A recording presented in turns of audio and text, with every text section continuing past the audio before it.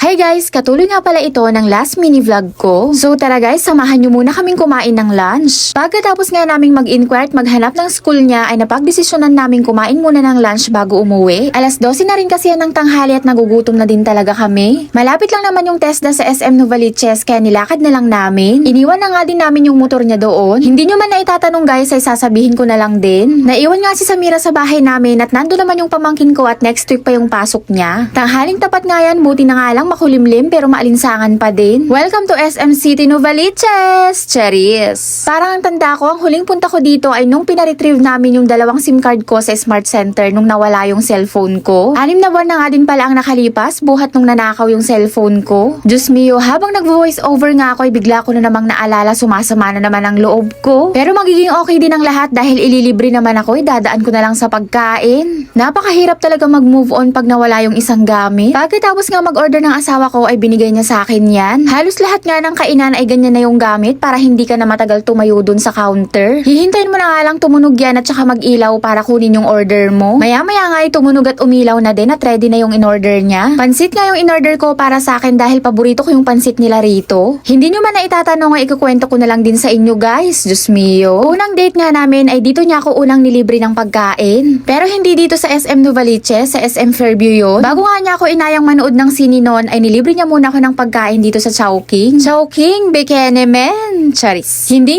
ko nga makakalimutan yung unang date namin. Napakadami nga niyang in-order ng pagkain noon pero syempre nahihiya pa ako sa kanya noon. Ang resulta nga ay halos hindi ko man lang na 1/4 yung mga pagkain ko. Diyos mio. Kahit nga gusto ko pang kumain at sumubo pero nahihiya talaga ako sumubo sa harapan niya. Ang ending, pag uwi ko sa boarding house ko noon ay hinayang na hinayang ako sa mga natira kong pagkain at ang mamahal pa naman. Diyos mio. Pero ngayon pag inaaya niya akong kumain sa labas at nililibre niya ako ay wala na akong hiya. At inaamin ko ngang malakas talaga ako lumamon guys at mahilig talaga akong kumain. Hindi ko nga alam baka nagsisisi na yung asawa ko na ako yung napangasawa niya dahil napakatakaw ko, mabilis maubos bigas namin. Char. Pag may tira pa nga siya sa plato niya ay kakainin ko pa. Kaya hindi na nga rin talaga mapigilan ang paglaki ko at malaki na rin ang itinaba ko. Pero nag-uunti-unti na nga din akong magbawas ng pagkain kasi yung mga damit ko halos hindi na magkasya. Pero sa mga oras na yan ay kinalimutan ko muna si diet. Tingnan nyo naman kung gaano kalinis. Pati pineapple juice nga ay sinaid ko. Ang mahal kaya ng isang baso niyan dito. Sayang naman.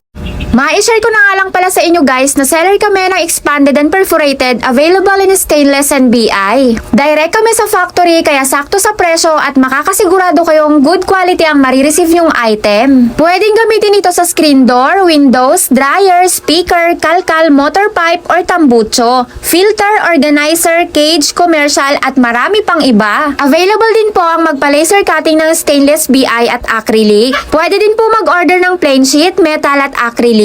Pwede din po kayo magpakat ng laser cutting, engraving at bending. Available in different sizes. Customized cut is available din guys. High quality materials for a quality finish. Kaka-open lang po pala ng shop namin sa Shopee. Kaya guys, Bikini men, order na. Para po sa unang 5 makakapag-check out sa shop namin sa Shopee ay makaka-receive po ng freebies. Kaya guys, link in my bio. Pwede din po kayong mag-direct PM sa akin para sa mas mabilis na transaction. Ilalagay ko na lang po yung cellphone number ko sa comment section.